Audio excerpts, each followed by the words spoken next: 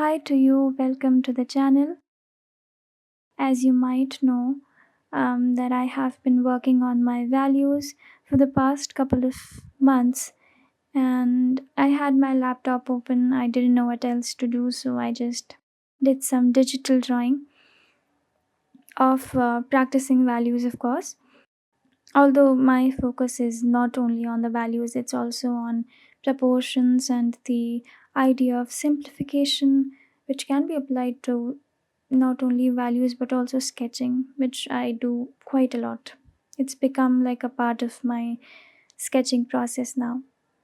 Like I just explained, I start with the usual blocking in the subject using straight lines.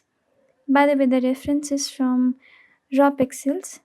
I forgot to mention it in the video itself, so I'm seeing it in the voiceover. I think with consistent practices that I have been doing, I have finally understood how to make something look good, at least the sketches or the drawing, even though it had been quite some time since my last digital drawing was made. I think I have showed a good enough control of using the graphics tablet. When I don't do it very often, I forget how to use it. It's kind of like that. So I figured that with consistent practices, I think I have done a good job at maintaining my results. Like I can create something that looks good consistently. So all I need is some time and some willingness to sit down and actually see my mistakes, try to observe them, try to correct them as much as I can, and then also make a habit of calling it done at some point. You cannot just keep going. I think it's better to start over sometimes. And let me tell you something. I think, because I know what the result of this video looks like, in my opinion, the sketching looks way better than the result I was able to create with rendering after the shading part. I just like the sketching way more than the final result. And I think one of the reason behind that is because even though I'm working on my observation skills and observing the things that exist without putting my ideas into it, without having the thoughts of, oh, the eye socket should look like this, or the nose should be like this, putting that all aside, if I am able to see the things the way they are and able to also replicate it, I think it's a very good skill because it can help you learn so much. But one consistent problem with me is I never know when to stop. When should I stop rendering? What details should I keep?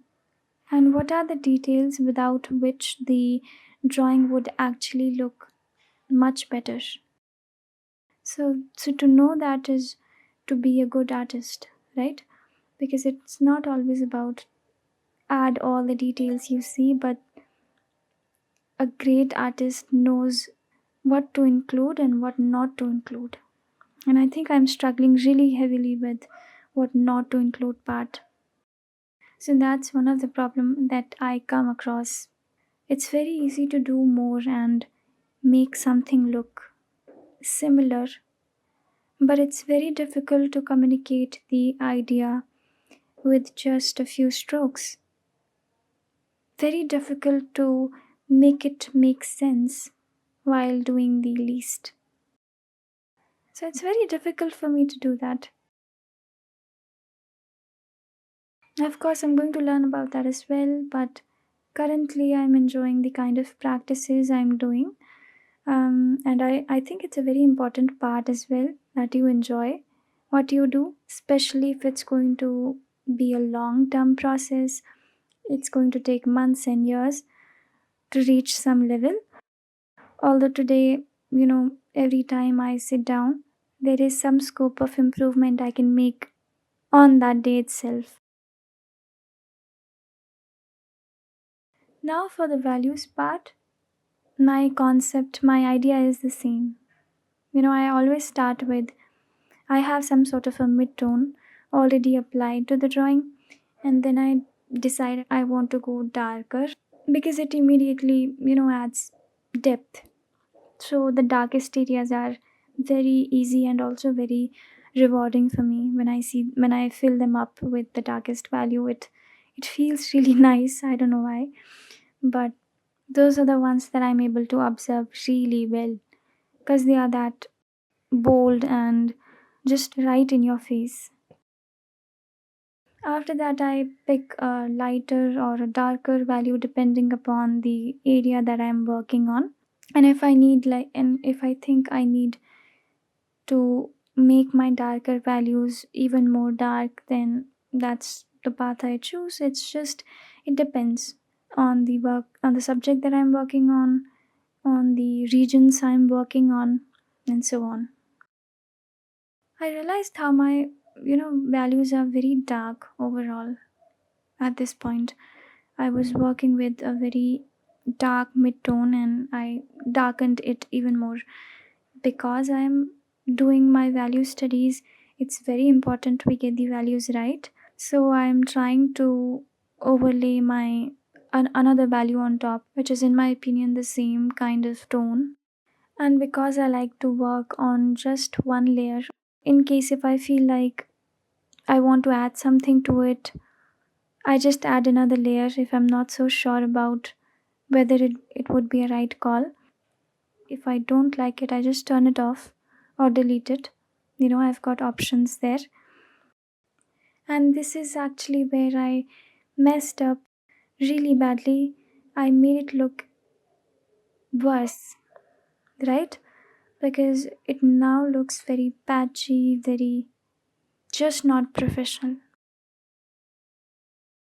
By the way, the brush that I'm using here it's a simple pressure sensitive hard round brush.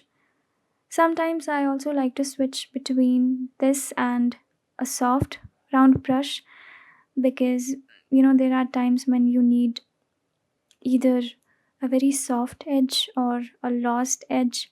Those are the words I know.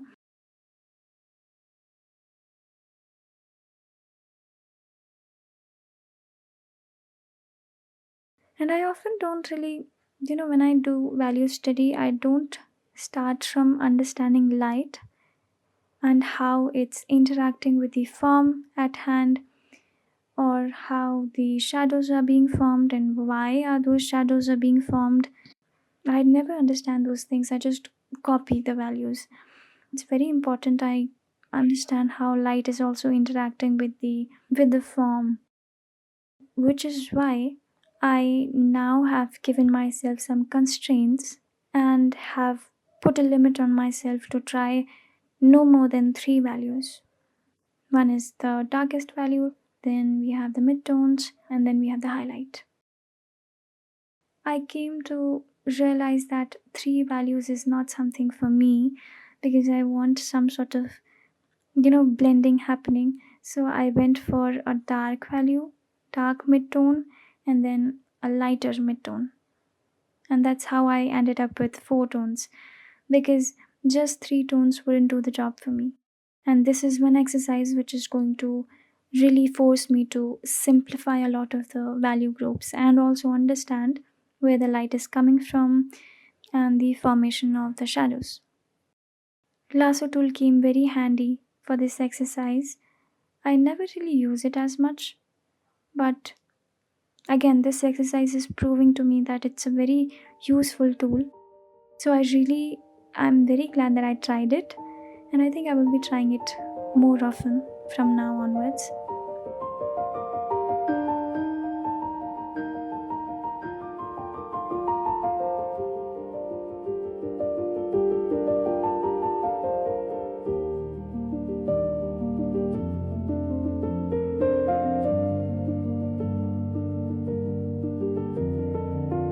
After I was done with the exercise, I think I really liked it because the point of these values currently is it should look readable, which I think it does, so I'm very satisfied with that.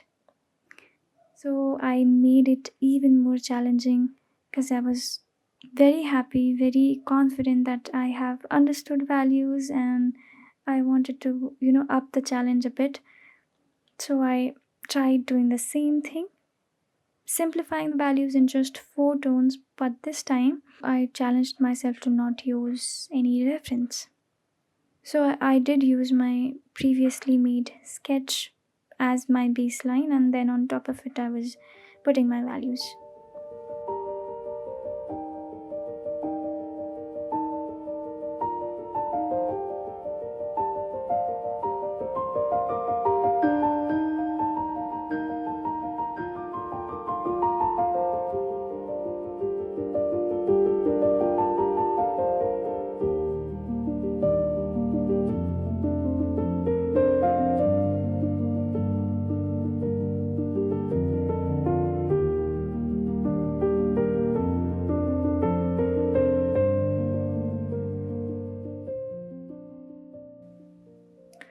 So it started really good, but it ended up, I ended up making decisions that made it look very soft, but whatever. From imagination, this is, how I'm going to do it. If I'm trying it from imagination, my initial tries are going to be kind of like this. And actually, it's not really that bad if you think about it. I was very happy with this result as well. So I felt even more motivated. I thought I was, again, I have got it. So I can try something even more challenging, which, because I was using this previously made sketch before, this time I thought I would sketch it from scratch without the use of any reference, and then I also will shade it because I have stored it in my memory. And then I tried doing it, and you can see how it looks. And I was so disappointed in myself. It humbled me really quick. So I went back to my drawing. You can see how, big of a difference it is. So this time I studied the reference and tried it with the shapes to understand. At least try to get the orientation right of the head, because oh god, it was very bad previously. And this time, fortunately, it was probably not that bad looking. We are comparing it only with the imagination based one, and I had to return to my original drawing because I had started to feel like I was doing really bad, and I needed to lift myself up because it had started feeling very disappointing. So I dropped my goal down a bit. I went to color it, and I failed again. So I stopped drawing after that. Let's just say that this is my final result. The rest of the tries I did, they need a hell lot of improvement, but they are still a very important part of drawing from imagination journey. I usually, have a reference with me, but I think I will try to make it a habit more often so that I get used to seeing really bad sketches and drawings. There's still a lot of things to learn about values for me. In this video, I'm just sharing how I'm currently practicing them, and it's been quite some time. And I think I'm doing good, and I'll keep sharing what helps me along the way. Thanks for watching, and I hope you liked my practice in this video. Take care.